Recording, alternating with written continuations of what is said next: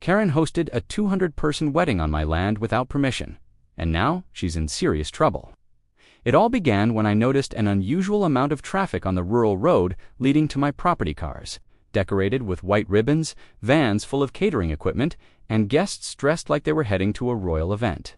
At first, I thought someone nearby was celebrating, but when I followed the noise, I nearly dropped my coffee.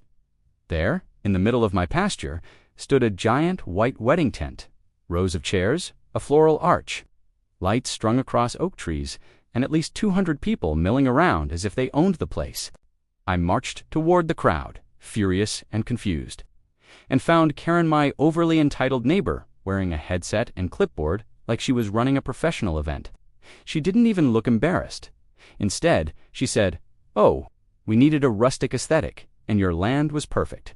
You weren't using it." As if that justified trespassing on private property. I ordered everyone to leave immediately. But the ceremony had already started, and Karen insisted I stop ruining her daughter's special day. Minutes later, one of the guests called the sheriff not to report her trespass, but to complain that I was disrupting the wedding. When deputies arrived, they took one look at the chaos, checked my deed and boundaries, and turned their attention straight to Karen. Her excuses got worse. She claimed she thought it was community land, then said she had verbal permission, and finally tried to blame her wedding planner, who turned out to be herself.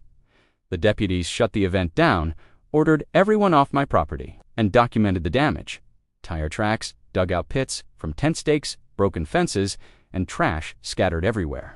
The next day, the county inspector added up the violations: trespassing, illegal event hosting, lack of permits, health code breaches, and damage to agricultural land.